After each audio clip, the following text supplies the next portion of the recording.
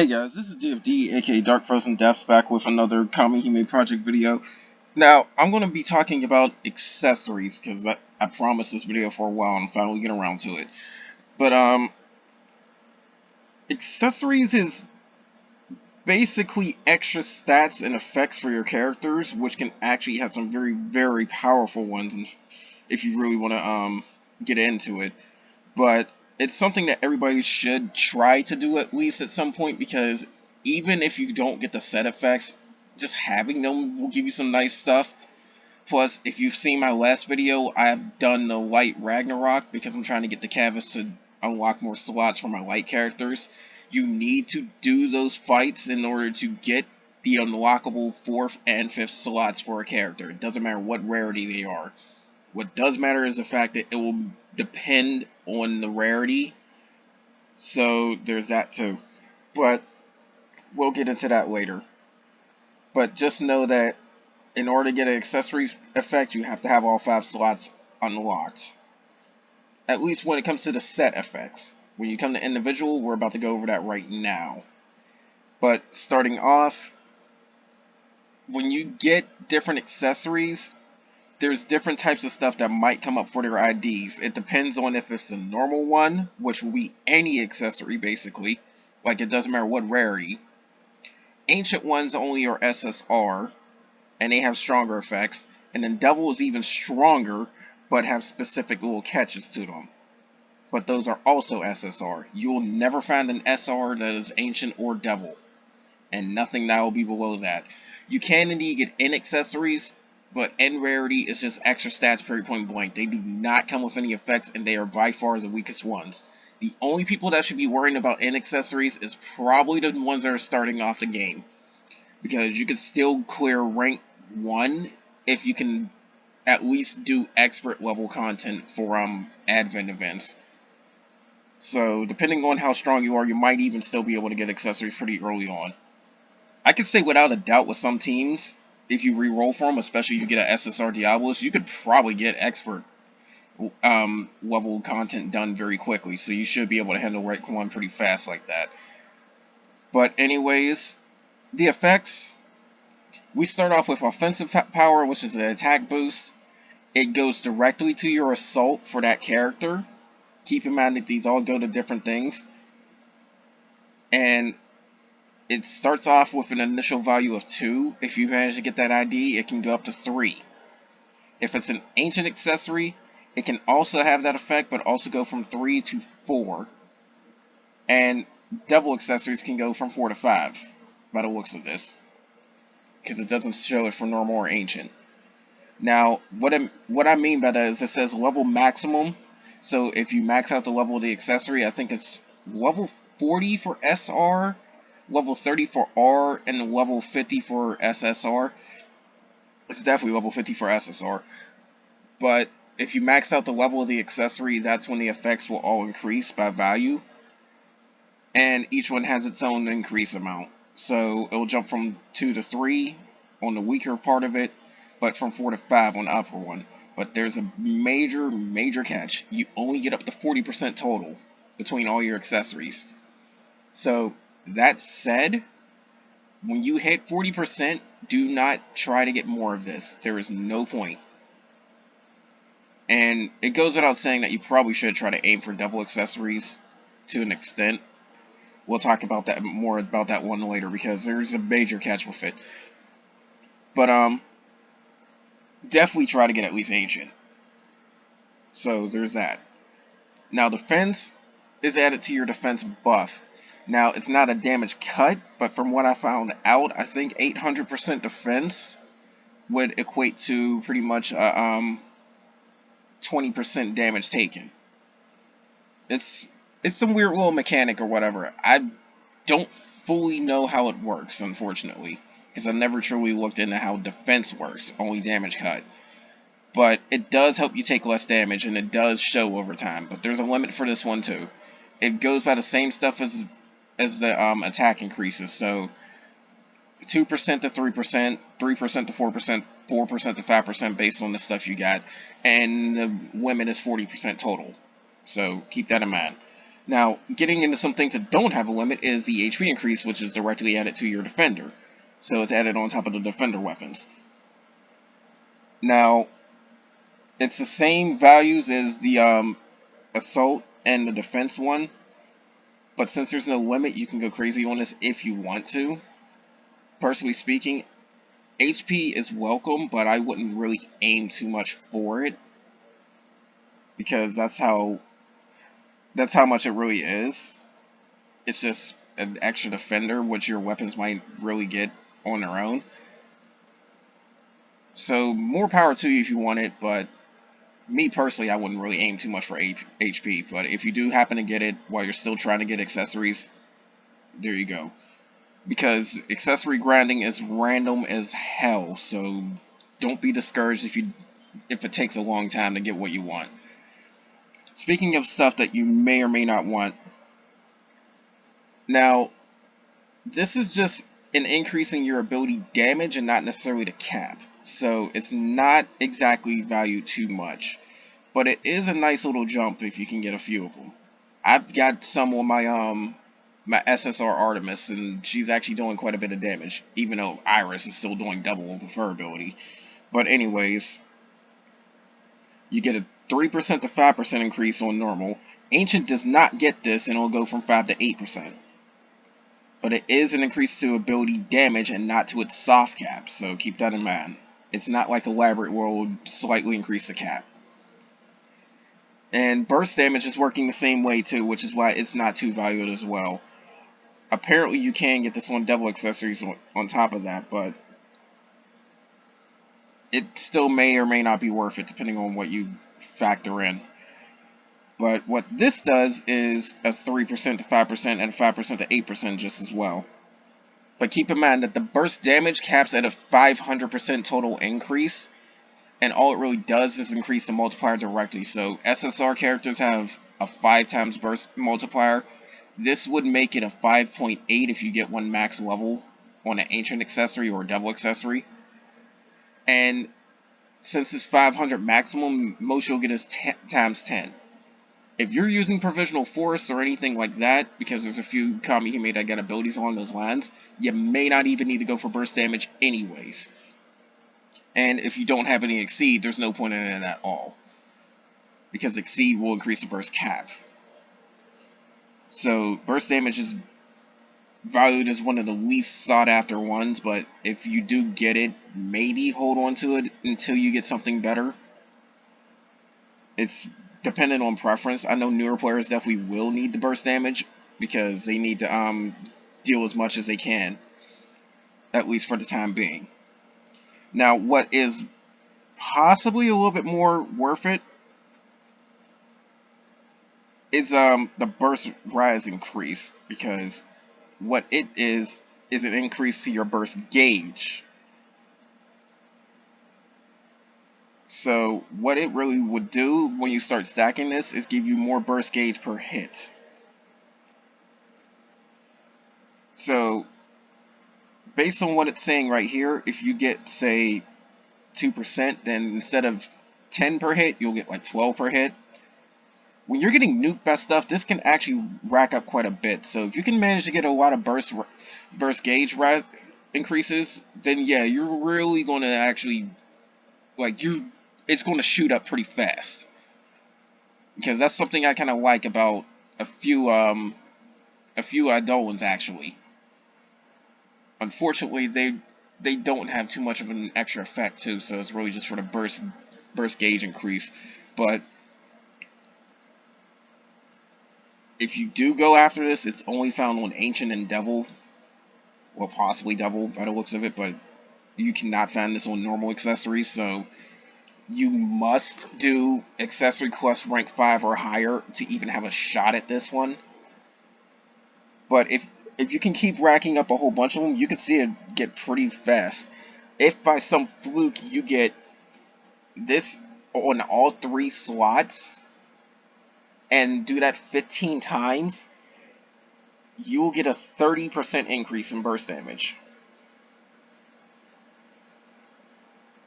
So that's how it works for that one.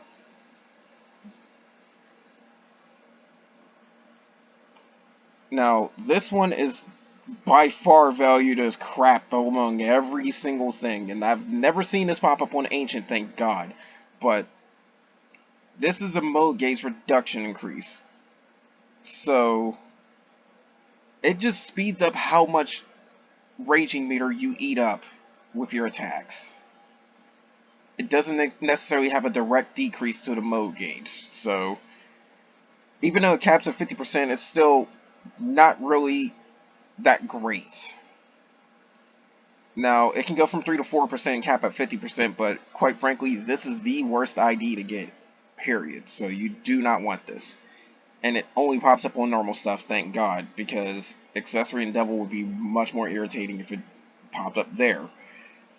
Now, here's where things can get a little bit tricky and limited. You have the double attack increase and the triple attack increase.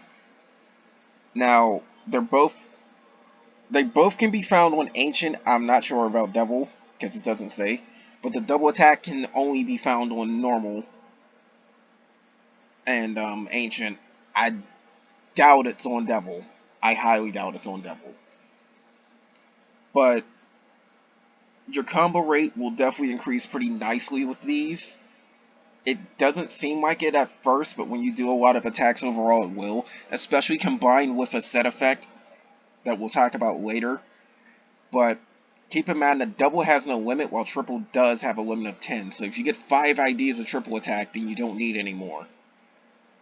So that's something to know. Now, the abnormality rate is increasing your chances of debuffing. I don't know if it's a direct increase or increases it by a multiplying formula. Now, what I mean by that is if it's additive, as in a direct increase, then a 60% chance would be like 62% when you max out the accessory carrying this. But if it multiplies, then it's going by 60% to 60.6 because it takes 1% of it and adds it. So that's what I'm wondering about that. I don't know this for sure, but if you want to have a better chance of your debuffs landing, definitely go after this. But it does cap at 15%, so it really means you just need 7, and then 1 doesn't even have to be max level for the 8th one. But both normal and ancient come with this. It looks like Devil might not.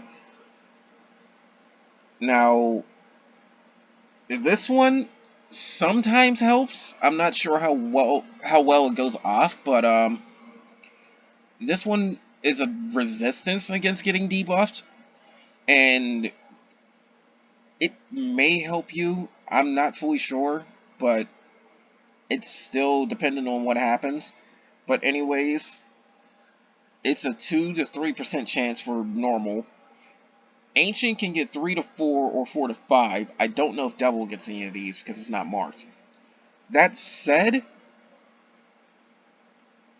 you could try to get quite a few of these and never ever get debuffed, but you're missing out on a whole bunch of other stuff. A few of these aren't too bad, but I wouldn't really go after this. It's another case of it's fine if it's there. Speaking of which, another one for this one is the recovery performance, which is only found on Ancient so far. It may be on Devil, but I'm not fully sure. It's either a 1 to 2% increase or a 3 to 5%. You want to aim for the 3 to 5%.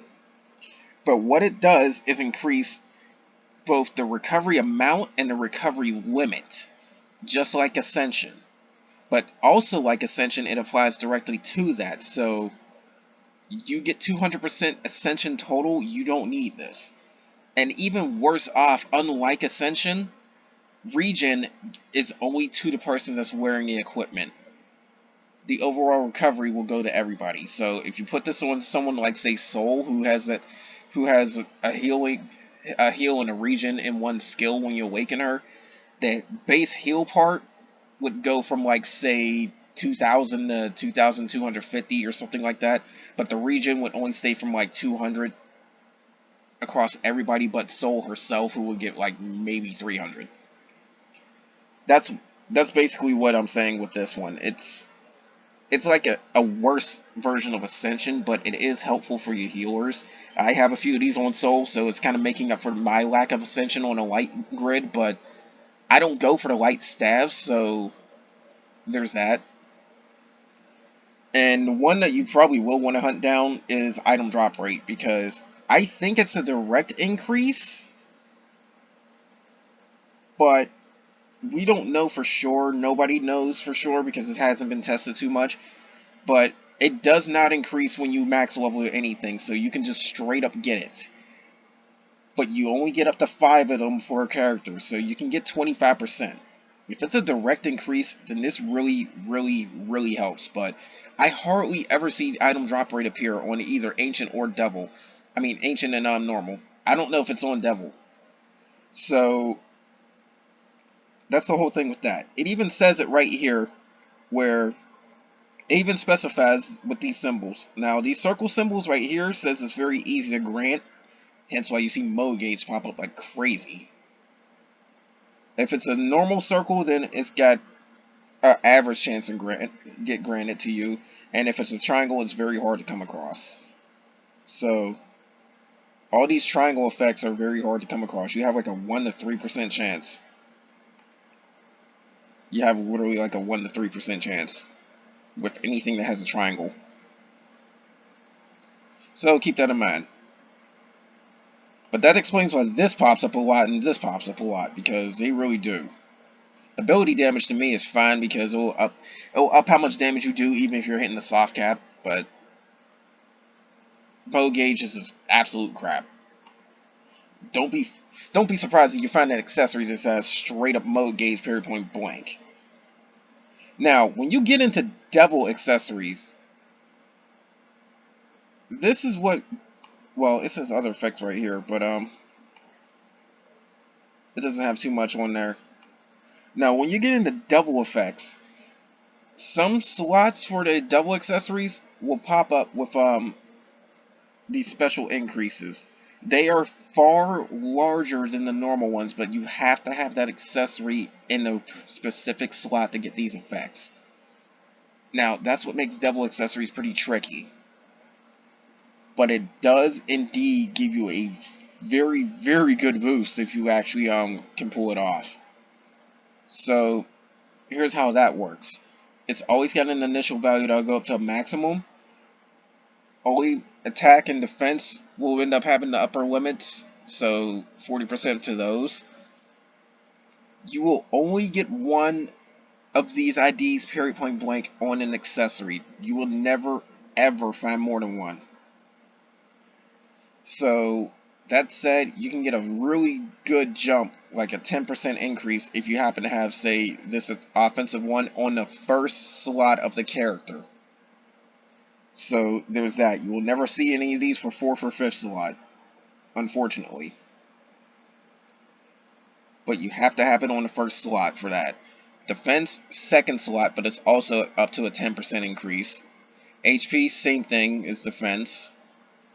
Counterattack is an interesting one, where your attack power goes up as your HP drops. It is like a pride effect. It is practically like a pride effect. And it goes up to 15%. Counterattack combined with offensive power can give you quite a huge damage spike, so keep that in mind.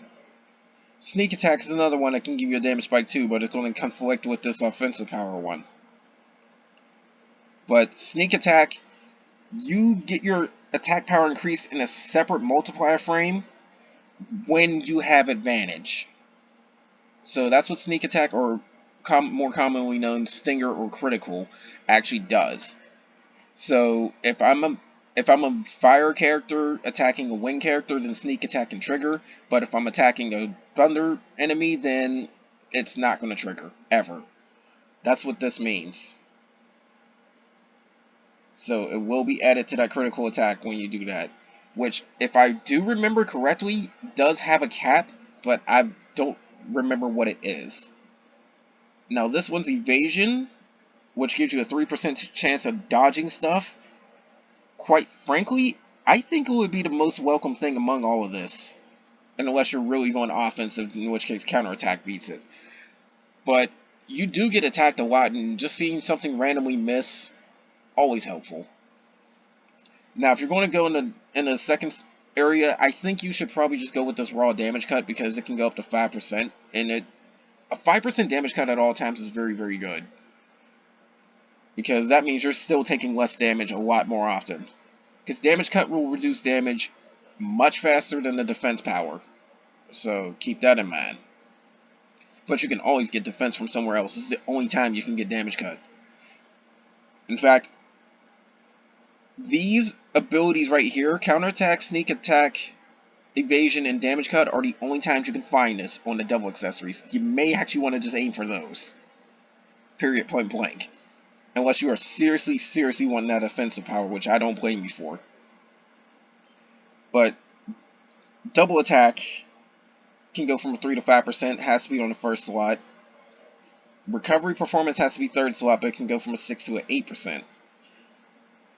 Now, again, based on what you want, defense, HP, recovery, they can be fine if you find them, but you really should be aiming for these ones, basically. Either counterattack or evasion. Me personally, I take counterattack for offense, evasion if you want to go defensive, and then just go for a sneak attack and a damage cut. If you're really going defensive, evasion and damage cut together will actually do a lot more than you would think, even though the numbers are low. Now then, this is where you actually get into some really interesting stuff. Now, they have something called Exp Spears. So, the whole thing with that is the fact that, some of these, when you sell them, will give you Exp Spears when that becomes a thing, so remember that. But everything needs a certain amount of experience points in order to hit the maximum level. So you have to keep that in mind, and I was right about the levels. Nobody cares about N, which is why I never said it, but it's a level 20. But R, you may go after if you're a newer player. SR has a level of 40, keep that in mind, because you may actually use some SR. SSR, which is what you prefer to have, is a level 50 max. And each value needs its own experience amount. You need 1,045 experience to max out N, 3,145 to max out R, 7,245 to max out SR, and 13,345 to max out SSR. It's roughly a little bit over double each rarity increase, except for from N to R, which is about triple. But that's the whole thing with this. It gets pretty tricky to start leveling these. And here's the more important thing you really want to know about. When you use them as an experience base, N will give you 75 points of experience for each one. R will give you 150. If it's an accessory material, pretty much the Phantom R accessories, then it will be 200 points of experience. SR will be 300. The Phantom SR will be 400. And SSR will be 750. When you're able to start clearing accessory quest rank 5 reliably, you will frequently use SSR as pretty much fodder. And you really should. But this is considering that there's no increases or level ups or nothing added to any of these accessories. This is if you just use it flat out as a level 1, nothing was tossed into it. Now, if you do match the bonus, then you get a 50% increase, and then there's a special chance where you can get a double increase on top of that. So that effectively makes it triple EXP. So if you get a great success or something like that, I forgot the actual name of it, an SSR feeding into the same element as it would give pretty much like 1/6 of the amount you need, basically, in order to cap the thing. Now, also what you should know is if you sell these things, you can get gems. I'm not going to go over it, the numbers are right here. But the accessory points are what you really need to pay attention to, because this can get you rings. And those rings can be used for more enhancing. Or if you're a newer player, you can get rings and start filling in slots. Now, you get 25 accessory points for each N you use. Each R you use, whether it's an enhancement material or not, is 50. Each SR, whether it's a material or not, is 100. And each SSR is 250. And it does take quite a decent amount of points, but when you're hitting the point where you're filling all your stuff with SSR like I am, and you don't really need to go after ancient rings or anything like that, then just get the SSR rings and use them as enhancement fodder. As many as you can get. Then go with SR and so on and so forth for the month. It will speed up your accessory grinding quite a bit, trust me. Speaking of all this type of stuff as well, now, when it comes to SSR, for some weird reason, earrings act like rings, where they come with 2 effects instead of 3. Otherwise, you have a ring, and you're pretty much -1 ability that you can get from all the ones we went up here. So that said, if you have a ring, you are not getting an ability on that thing until you hit SR. Now, if it's SSR, you get 2 abilities. If it's rings or earrings, you get 3 if it's anything else. But you get 1 skill on R unless it's a ring. You get 2 skills on SR unless it's a ring where it gets one accessory skill. And then there's 3 accessory skills on SSR unless it's rings or earrings. And then the reinforcement materials don't come with effects just like the N ones, so there's no point in using those except for enhancement fodder. But if you happen to sell those, then you'll get Exp Spears as well. I have no idea what the Exp Spears do just yet, but that's going to be the universal thing for, I do believe, weapons and accessories at one point. Weapons, accessories, and adorns. I'm not fully sure. But they do have an EXP value table and whatnot. I have no idea what this means. But keep this one thing in mind that I'm looking forward to at some point. Later down the line, it will no longer take gems in order to enhance your stuff. Now, if I remember correctly, it is the level of the accessory times, I think, 500 or times 100.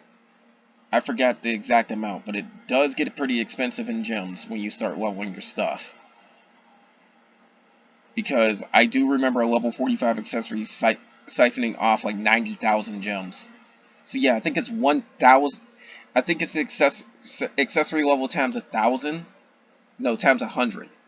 Yeah, the accessory level times 100 per material you use. So it will get expensive. But this is the one thing I've loved to see right here is gems will no longer be used after a certain point. So when that happens, accessory leveling will get so much better. It is great.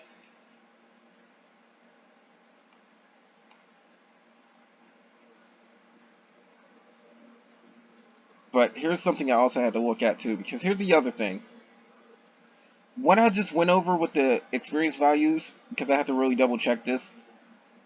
This is stuff after they change everything. So when we finally don't have to use gems in order to enhance your stuff, that's the values you get.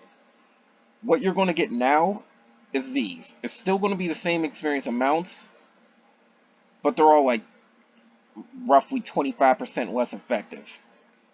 Except for SSR, it just drops to straight up 400.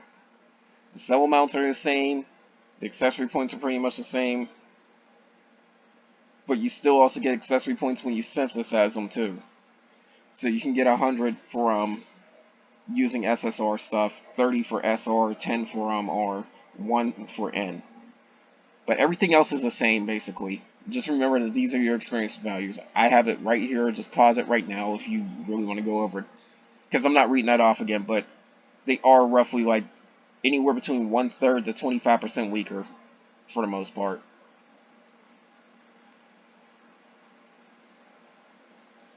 But anyways, when it comes to unlocking the 4th and 5th slots, it's dependent on your rarity, but the one thing you're absolutely going to need is these canvases. Now, when you start grinding out these things, you can probably start focusing on stuff other than SSR. But always aim for your SSR Kamihime, especially the ones you're going to use a lot. Like, for instance, I'm almost always going to have Tish in my party. Same thing with Iris for my light characters, so I'm going to focus on them first. Next would probably be Michael and Soul, because they'll be useful with the 5th slots, especially Michael. But there's times I have to swap out Michael for Soul because I need healing, so I don't lose my debuffs on top of it. But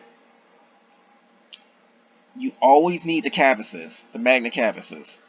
And you get those only from the Ragnarok fights for the catastrophes. Those are very, very difficult fights. Even the fire one is difficult, even though it's the easiest of them all. But they're all difficult fights, especially since these enemies are going to have millions upon millions of HP. We currently have a raid event where the Ragnarok boss has about a good 21 million HP. The lackeys from the Ragnarok fights have more HP than her. So the boss itself has far more than that. The boss itself has about at least 100 million per Ragnarok, I do believe. I think on average it's around 100 million. Now, keep in mind you're going to be taking out tons and tons of HP in order to really deal with this crap. And then on top of it, you're going to be having such huge problems trying to withstand damage. I'm not even kidding on that one. Like, the fire one will nuke you every so often, and the nuke damage is very, very high. The light one, when she goes into raging, will just obliterate one character unless you have some serious damage cut, because she'll start doing damage in the like tens of thousands, effectively one-shotting them. The dark one will put some very, very bad status effects where you just can't do crap. There's a lot of different things with these Ragnarok fights. They are very difficult. My suggestion to you, always invite other people. Unless you are insanely strong, like meta tier player, you're probably not going to solo these fights. So keep that in mind. Especially if you're a newer player, there's no chance in hell. So you're going to have to jump into somebody else's raids anyways. But the things you're going to need, depending on the characters. If it's an R rarity, you're going to need these small dragon bone things. It says a stone board, so I'm guessing the one that looked like a grave tablet or something. Then there's holy stone fragments, which is the 3rd tier crystal item that you can find in every single SP quest for elemental stuff. And then 5 canvases.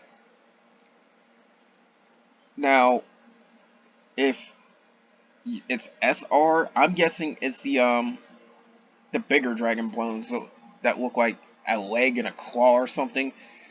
You'll need that to match the element. You'll need the I'm guessing these are the hexagon tablets that have the weird looking gem in it. You need that matching element for that one.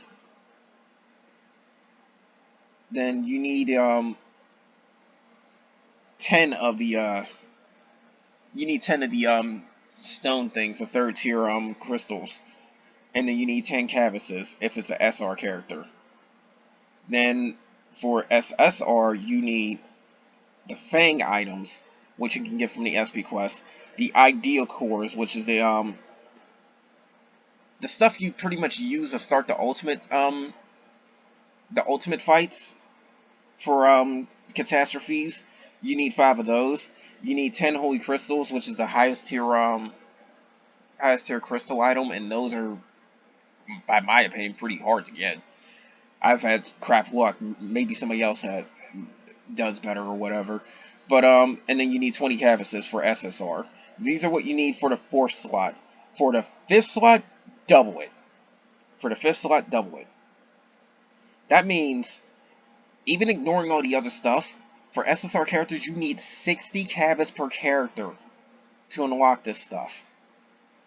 But there's very big benefits more than just extra stats and effects.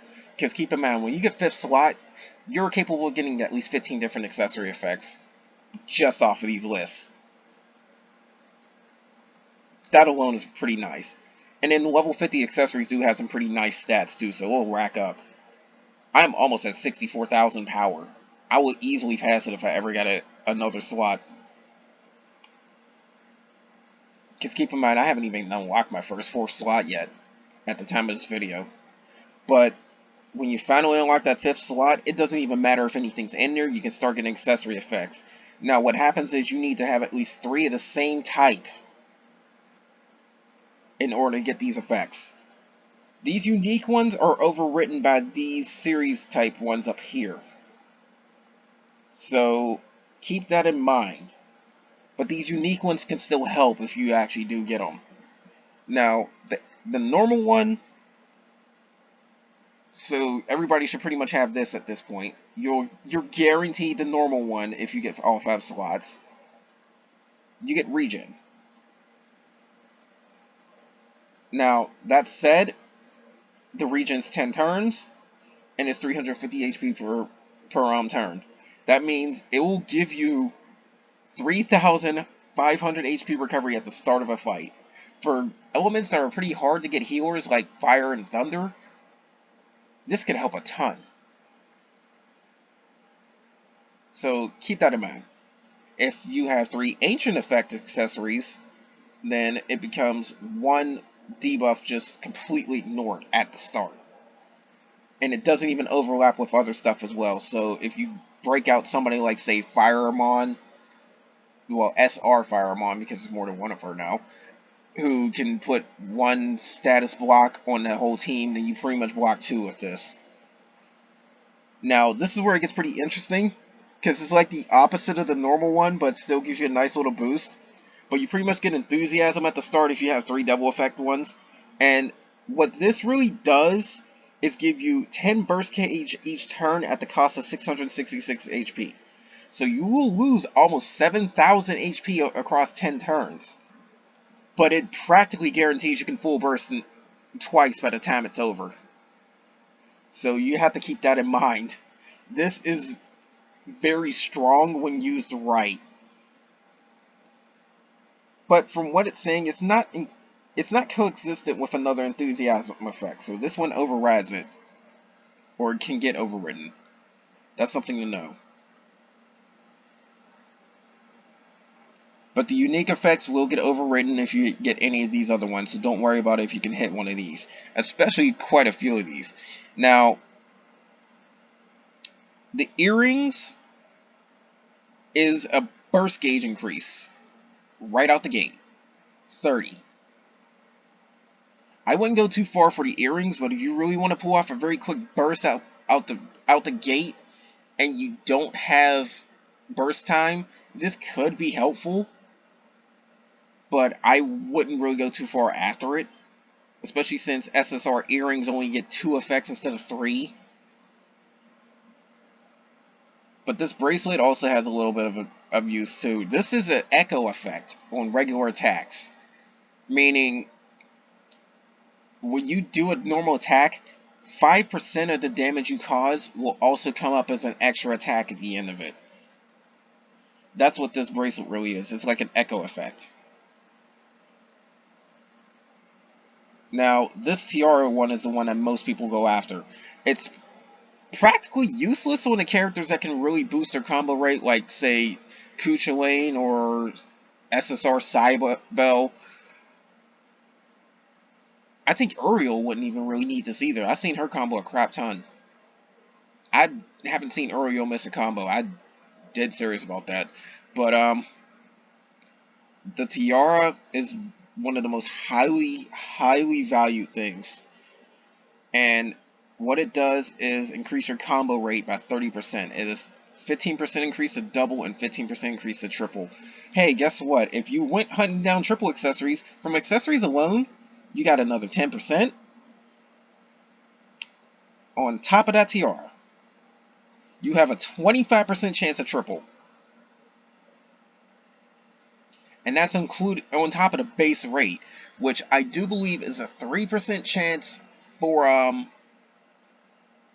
anybody outside of awakened characters, who should get a 5% chance, I do believe. And for double, I think it was an 8% chance for that to happen, but a 10% for awakened characters. So you practically have like a 30% chance on awakened characters if you do it right. It is very, very strong. It is very, very worth it. Now then, necklace, which also could be worth it. You get a sneak attack probability increase. If you're doing element of advantage a lot, this could help you out. What it will do is pretty much give a 10% chance to deal 35% more damage. And we'll go with the other ones too, so that's something to know. The brooch and the ring are stuff that I probably wouldn't go after. Especially the ring, because that's the weakest of the accessories. It's always guaranteed to have one less effect, and its stats are lower than anything else. I think earrings got the second lowest stats too. But the ring I would not go after, and a brooch I would not go after. Not unless you specifically want somebody to get hit. Like brooch, when someone's like Shamas who counters a lot, could actually be pretty useful. It's a bit of a niche strategy, but it could be useful. But brooch will increase the chances you get targeted, ring will decrease it. If you don't want someone specifically to get hit, like say somebody that drains a lot of their HP or whatnot, maybe the ring might help. But these two, you really would have to go out of your way to make them work. Not to mention the necklace, the tiara, and the bracelet are probably the ones you want to aim for anyway. Especially the tiara. So I wouldn't really worry about brooch and ring. Now, after you've figured out what type of planning you want for all these type of things too, because you definitely want to plan ahead. Accessories are so freaking random that you really do want to just aim for specific ones and not change your mind. But the big thing, how do you get these accessories? Now, first and foremost, I will tell you this. Accessory points, you can trade for rings. You should have nothing but at least SSR rings in all the slots that aren't filled. So aim for that much at the very, very least. Now, if you go for any other type of stuff, like Tower of Malice and all this other type of things, you have more ways to get accessories. But the ways outside the quest are accessory points, of course, but you have to use/sell them in order to do that. Tower of Malice medals can get you them, but it's not exactly worth it. I really wouldn't, especially since there's a much better item for the tower in the guild quest medals, the guild competition, because that's another thing that we have too. Save those medals for the break limit items or gacha tickets. Trust me for that one. You can also get accessory points if you give up at doing orbs. It could be worth it, but you only can get rings and earrings, so I wouldn't go too far out your way for it. Especially since it can get pretty expensive. The only other way you can get these is just by clearing the accessory quest, and you are guaranteed a ring. But I wouldn't go after those, more specifically since they're kind of crap, but they can be placeholders. I don't know what they'll give you for rank 6, but I do know rank 5 is an ancient ring, rank 4 is a normal SSR ring, rank 3 is SR, rank 2 is an R ring, and rank 1 is an N ring. Now, dependent on the quest can determine the different types of stuff that will drop. That's why we're going to go into these accessory quests right now. I'm not going to go into full details on what each enemy does, but I will link this page and the accessory quest page in the comments. So keep that in mind. But the main thing you need to know is that we will be getting the 6th quest within the next few months. I'm certain of it. And sometime later, within like I'd say half a year, tops, we'll probably get 7th later. So keep that in mind. But currently we have these first 5. And the general rule of thumb is that if you can clear expert level advent stuff, you can do the first layer. If you can clear ultimate level, second layer. If you can clear Ragnarok level, third. It gets a little bit discrepancy based when you start going for fourth and higher. But my general suggestion to you is that if you can do pretty well in ultimate catastrophe fights, you can handle fourth layer. You can definitely handle fourth layer if you can do guild order. So keep that in mind. And if you can solo ultimate level stuff, like the ultimate catastrophes, like those raid bosses that are very hard to fight, if you can solo ultimate level, you can definitely do fifth layer. I'm at the point where I'm so strong that even ultimate level stuff gets blown away pretty fast, even the light and dark ones. So those catastrophes are a joke to me unless they're Ragnarok. At that point, you're pretty much ready for 6. I don't know how much it's going to take for 7.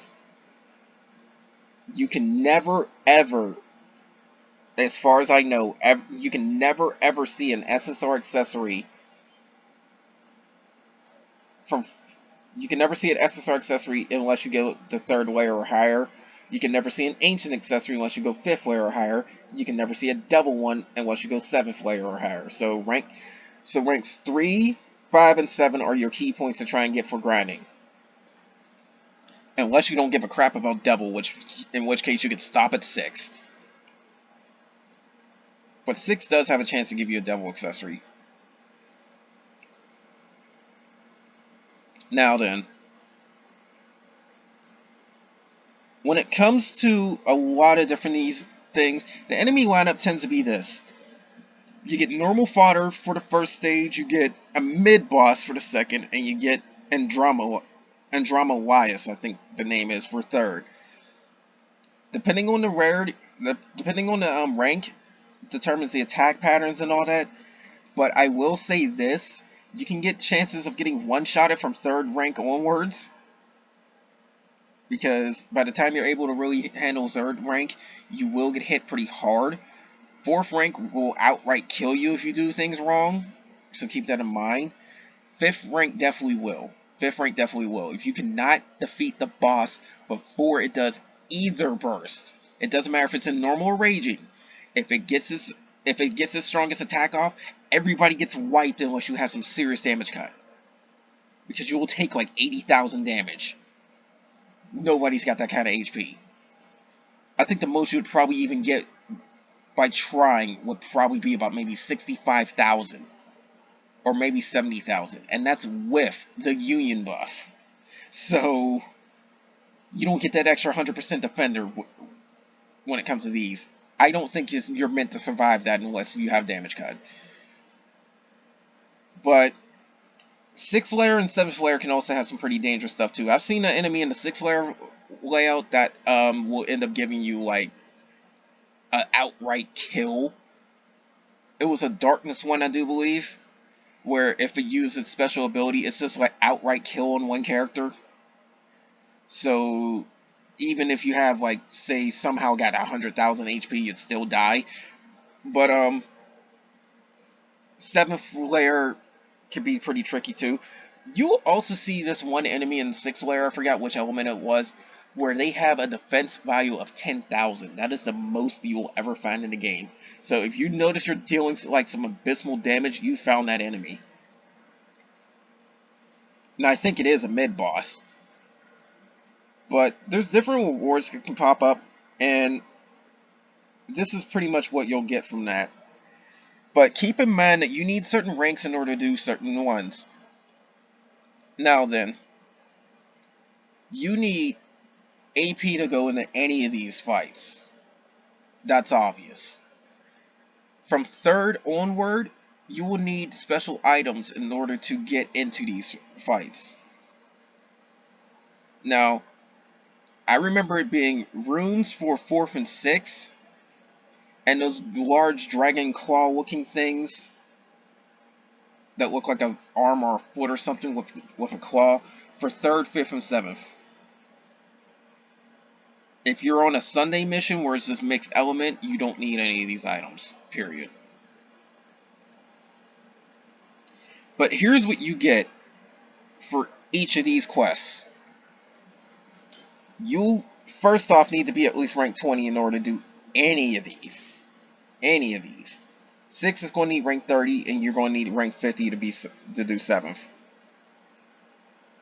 But you'll get RP based on which one, and the RP amounts do start to get decent. You can start getting some decent rank points. Experience points as well, which is not too much more than the rank points. You can start getting these amounts right here. Gems, don't worry about it because there's better places to get those. There's technically better places to get EXP and RP too, but when you're grinding out stuff, that does rack up. Now then, when you get a first time clear, Sunday quests will always give you magic jewels no matter what it is.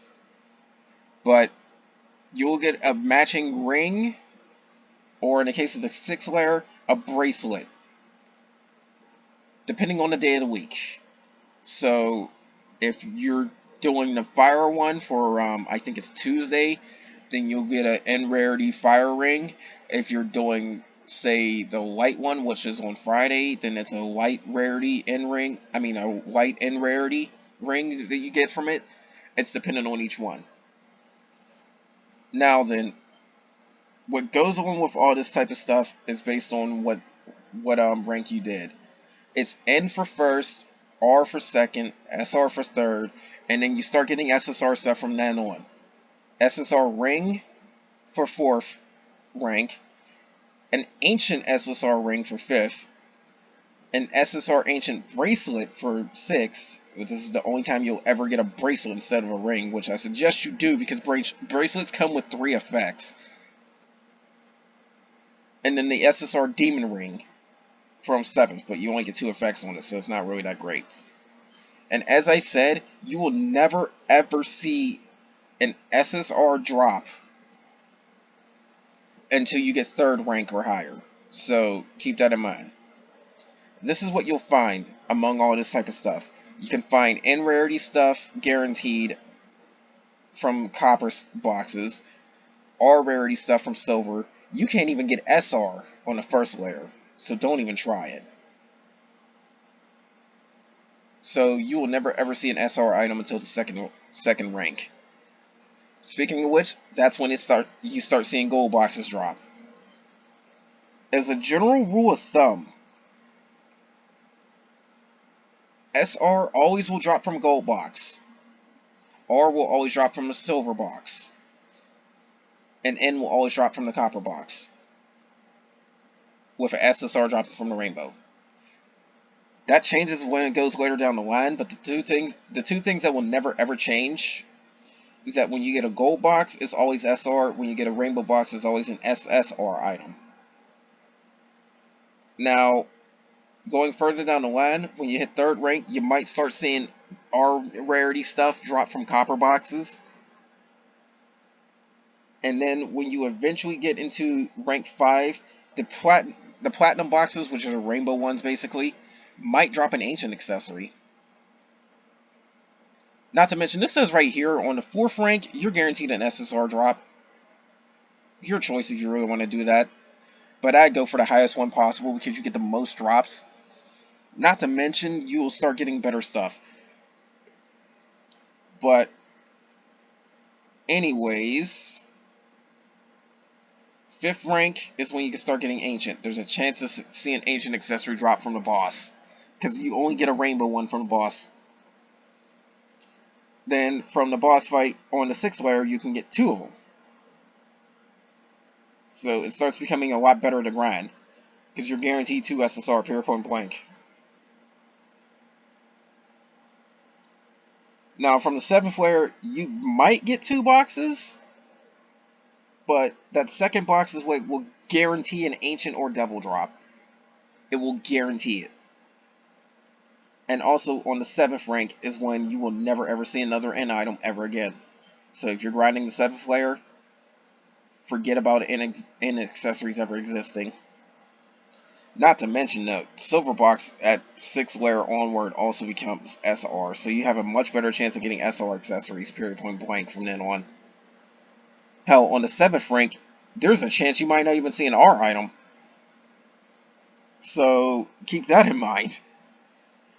but it's definitely much more value to grind on the higher ranks. But my general thing is that you should probably just do rank 3 just to see how gauge your team is, and then when you can clear that, start aiming to do rank 4.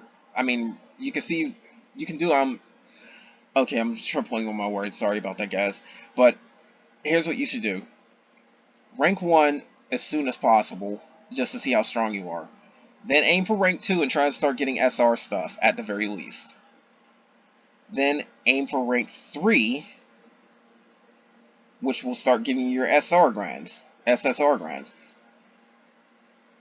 Rank 4 will guarantee you it. At that point, you do not need to do anything below rank 3. Period. Unless you're going for magic jewels. Then rank 5, when you're able to reliably clear that, grind the hell out of it, because not only are you guaranteed SSR stuff, you get more boxes, and then on top of that, you can get ancient accessories. When you can hit rank 6, you can ultimately just stop your grind, your climbing right there for grinds.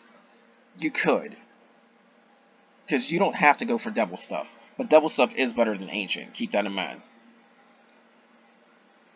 But when you're able to just deck yourself out with a whole bunch of ancient stuff, then you're pretty much good to go. But 7th layer, if you can do it, you'll be guaranteed a demon ring and some more magic jewels. You got a much better chance of getting some better stuff too, at least from the boxes. And then you could get some devil stuff.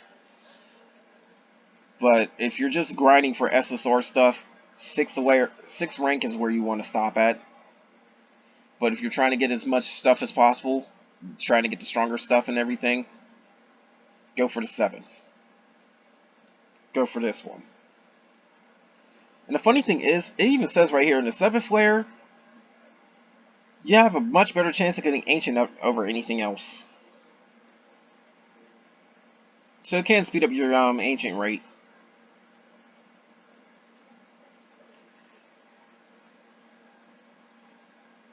So keep that in mind, that if you're really trying to grind for ancient and devil stuff, 7th is your best bet. If you don't care about devil, then stop at 6th rank. I gotta say that again. Now, there's different strategies for each one. I can go over them all, but I'm not going to, because all we're going to do is just go towards the bosses, which never really change. And I'm going to use a light for reference because I'm a light grinding character. But there is no mid boss for the first rank. So keep that in mind. There is no mid boss for the first rank. So you got normal fodder, and then you're just dealing with Andromeda. The main thing with Andromeda is the fact that it'll nullify all your buffs, remove all debuffs, and then heal itself for 60,000 HP every time its charges hit 3. I don't even think it has a raging meter. So there's that. There's no damage when you get bursted. I mean, when it has its burst, but it will make the fight longer. It just drags it on. So keep that in mind. Rank 2. And again, I'm going to go to light just for the sake of it. Now it's starting to have a raging meter, and things can get pretty damaging. By the looks of things, it will start draining your burst gauge, and it'll start stealing abilities. So keep that in mind. There's still no mid boss on the 2nd rank, but that's the whole thing. Oh, that's what it does. Depletion prevents your cooldowns. So normal burst will hit everybody for a decent amount of damage, and your cooldowns will be locked until that debuff gets off you. Raging, it will just flat out prevent abilities from being used and deal more damage. I'm making this quick on those because those aren't the ones you're really going to grind for. Now here's where you can start finding mid bosses, so keep that in mind. This is the Ragnarok level stuff too, so keep that in mind. But you'll start fighting some very, very difficult bosses at this point. Keep that in mind. The Andromalises at this point will start increasing their own mode gauge, which means it will try to force itself into raging. So don't worry about getting nuked if it's in normal state. But when it hits raging, that's when things get difficult because, hey, guess what? It'll start hitting you pretty freaking hard. Because the raging burst will deal so much damage that it can possibly outright kill someone at that point. It doesn't have exact numbers, but I remember taking about a good 10,000-20,000 damage. Like, somewhere in between that mark. I think it's like 10 to 15,000. I wouldn't even say 20,000 unless you're like one of those people that go, oh, I'll beat a fire enemy with a wind team or something like that. Nothing against you if you do it, but hey, I would never try to beat a weaker side of things in this game. It's just so rigged against you. And keep in mind that Sunday Quest will send you random elements, so you might get a dark group in the first fight, a white group in the second fight, and then a wing group in the third. So that's something to know. But going into the fourth is where things start getting really, really dangerous. They even have exact HP amounts finally. You got to deal with 5.5 million HP. But normal, you'll get nuked randomly 3 times with some regular damage. Raging is where you can get nuked hard enough to see up to 3 people die. So keep that in mind. It starts getting hit very hard.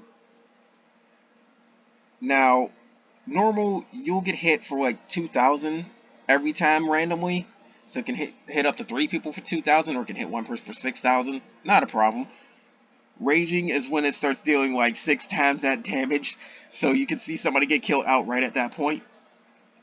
And on top of it, if it wants to, it'll just send it all to 1 person. Even when you're much, much stronger, if you somehow let the enemy raging nuke you, you could probably still see that character die. I have about 18 to 20,000 HP on my light team, and probably still can see one of them die to this boss. Of course, I'm too strong to even have it factor in. I'd have to really just set it up that way, but still. Because 5 million HP is nothing to me right now. 10 million isn't all that much. I'd go so far as to say 20 million isn't that much, at least for my teams at this point. So I'm definitely ready for 6th layer. But 5th layer is where things can start getting pretty dangerous, because by then you can start getting the ancient stuff, but then enemies start doing some really crazy stuff. Like, even this light enemy for a mid-boss has like 5 million HP. This is like guild order type enemies, if you really want to be honest. And then to make it even worse is the fact that she's like debuffing me and then hitting me like multiple times on different turns. It's annoying. But the Andromalize is the one that's the biggest problem. It doesn't matter if she's in raging or in normal. If you do not get her in stun before she gets her best attack off, everybody's getting hit for 80,000 damage, and you need damage cut to survive it. I have videos of me actually getting hit by that. But that's the biggest thing about this one. You need to do about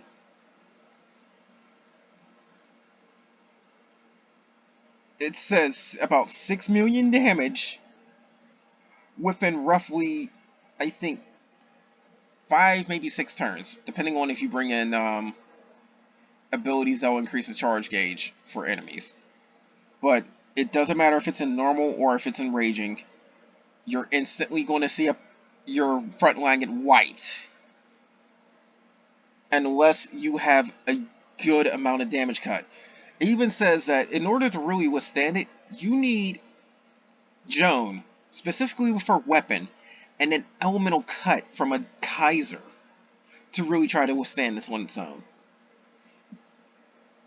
That's insane.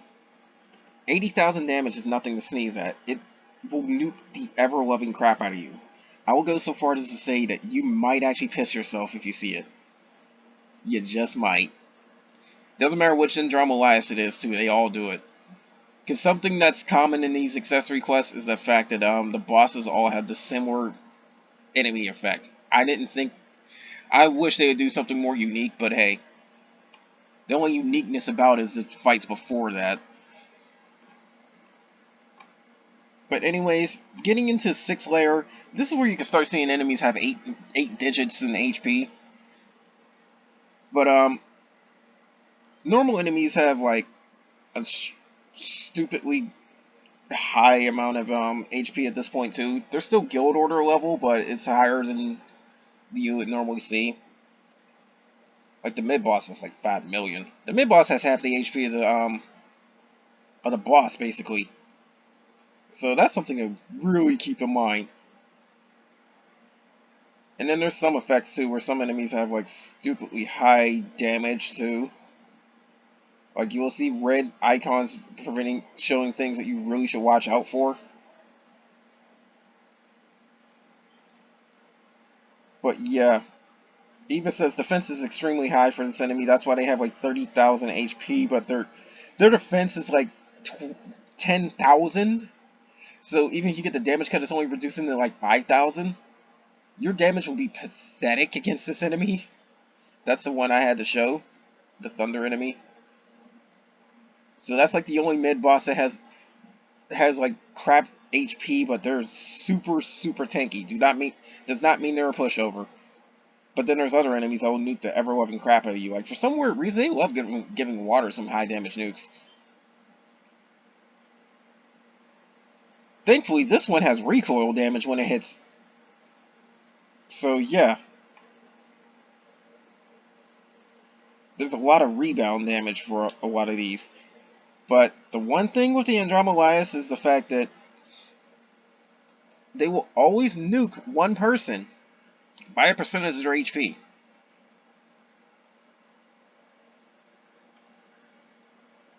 Not to mention, they always seem to have these 3 triggers too.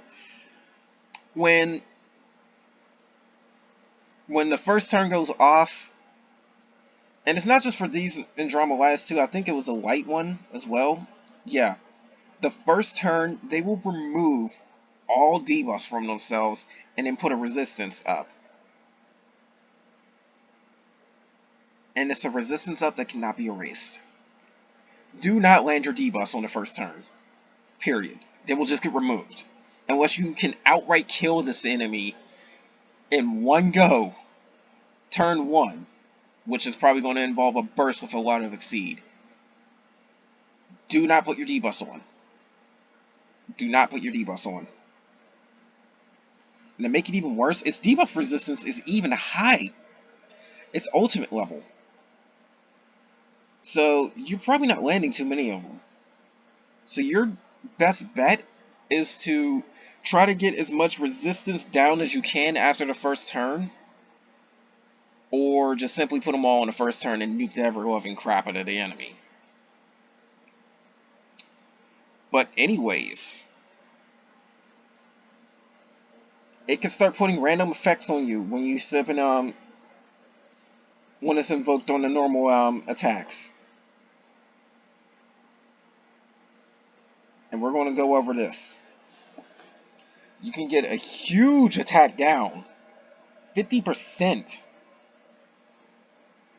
You can get overheating, you can get flames, you can drowning, poison, corruption.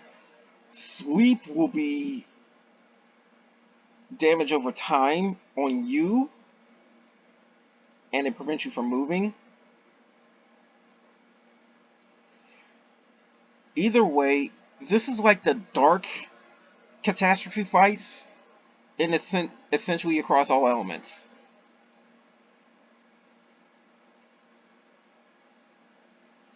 But keep this in mind. If it's hitting you with a normal, then it's going to be putting you on... It's going to hit one enemy. And it's going to give you pretty much HP percent damage. Like 1/5 of your current HP is just gone. And then Raging is going to deal 20% to everybody, basically. That's going to be pretty dangerous. Combined with all these damage over time that will hit you pretty hard. It doesn't even say by how much, but it does do a lot. And to make matters even worse, when it's in raging,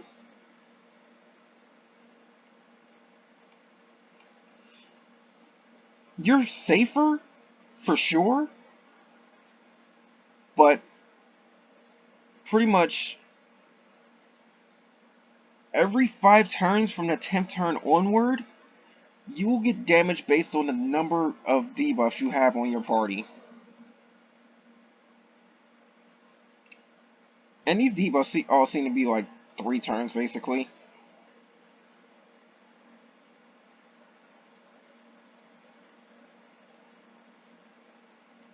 But the overheat is one thing that's a dangerous one, because it says right here that overheat can never ever get removed.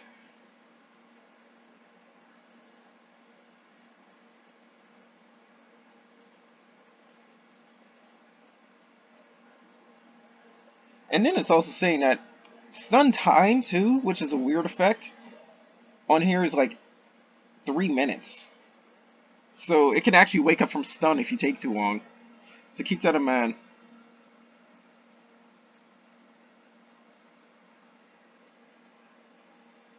And then on top of that too, it's saying that all the mid bosses are capable of doing some really fatal damage in some way, shape, or form. So you gotta keep that in mind.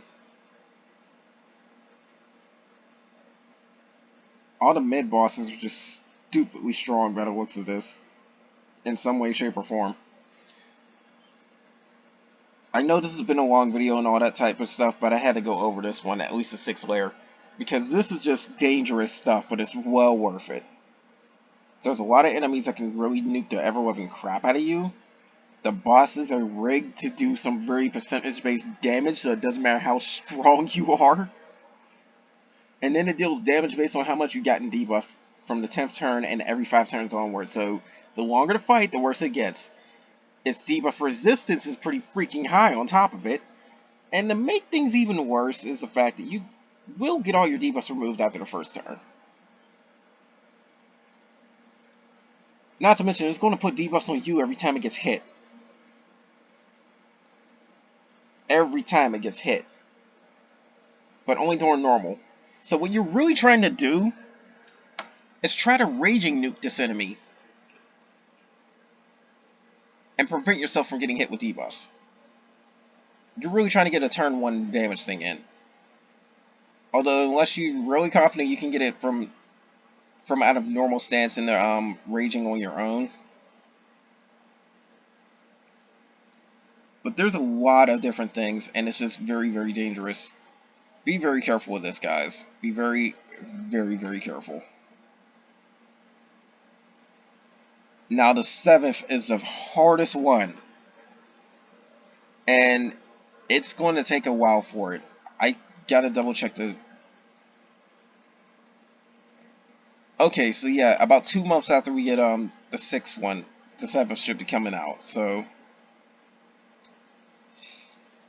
Oh boy. Enemies are still guild order level, just with slightly more HP. There's some very dangerous stuff that each of them has.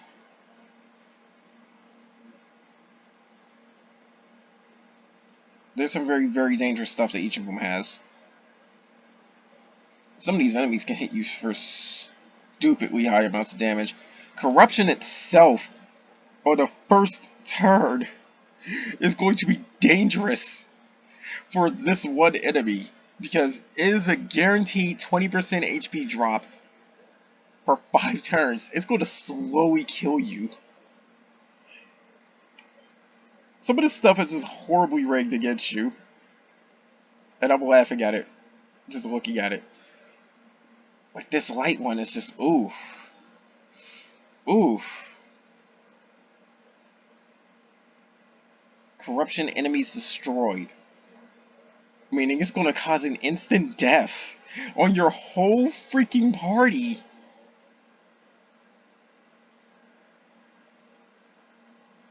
So it happens when normal mode, or when you get 3 3 characters to burst. And it looks like it can instantly raise its orbs or raging. Oh my god. This is a clusterfuck of like some strangely strong things. Now on the plus side, that Andromeda Elias has an expert level debuff resistance, so you can debuff them more often than the 6th layer. But still, there's a lot of dangerous crap in this mess. There's a lot of dangerous crap. But the biggest thing is the fact that the Andromeda Elias always have this one thing where it will do attribute damage to you and defense down when nobody's using an ability. So you always have to use an ability every turn. I could get past this with my light team with Iris, thank God, because she got an ability where it has a 1-turn cooldown, so it can get activated every single turn. Your second best bet is to have somebody like, say, oh, I don't know, Herc with the overlimit stacking and do it every 2 turns. And just try to pace yourself. But the problem with this is that in normal mode, if it gets its nuke off, it's going to hit everybody with elemental damage and put ability seal for 1 turn on everybody. Meaning you might get your defense debuffed anyways. And then it says increases your maximum charge turn.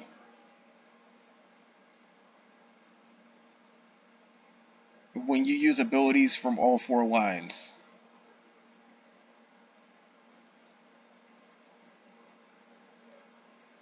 And it start randomly nuking people. So let's go decipher that down here.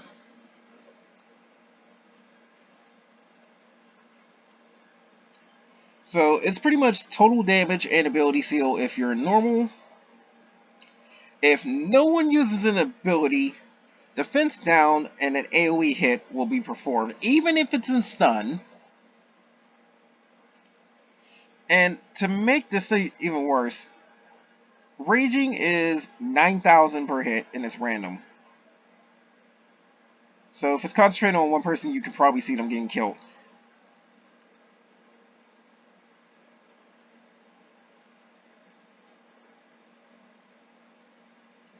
And it says if you use all 4 ability types, the enemy's charge turn will increase by 1.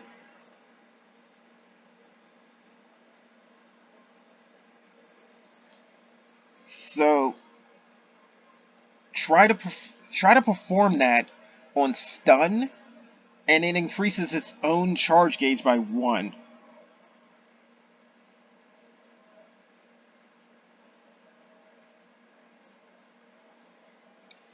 So this is an awkward fight, but it's mainly ability focused.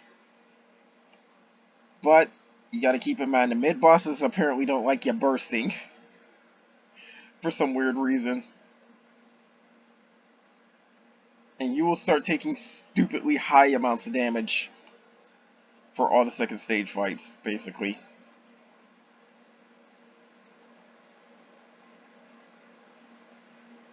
You will need specific cleanses or preventions and all sorts of different type of stuff. So I'm so glad I have a light team for this, because I know they can handle all this. Because worst case, I will bring in soul and just bring in cleanses and all that type of stuff. I wonder if you can cleanse a light one.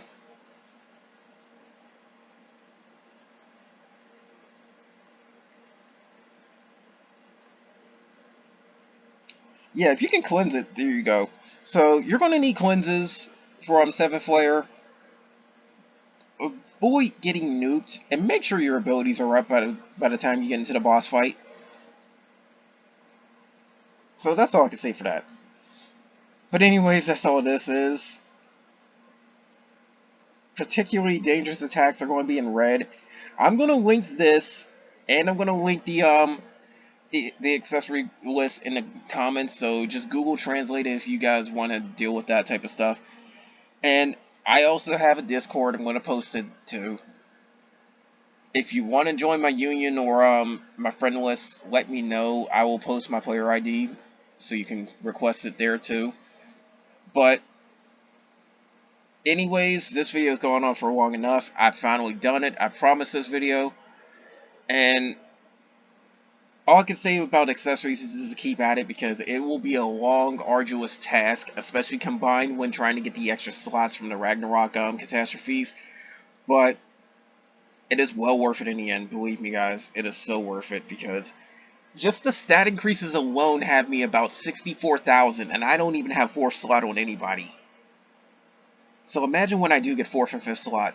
The stats are going to be up there. The effects are going to be up there, because I'm going to go for the TR effect regardless. And it will be just so worth it.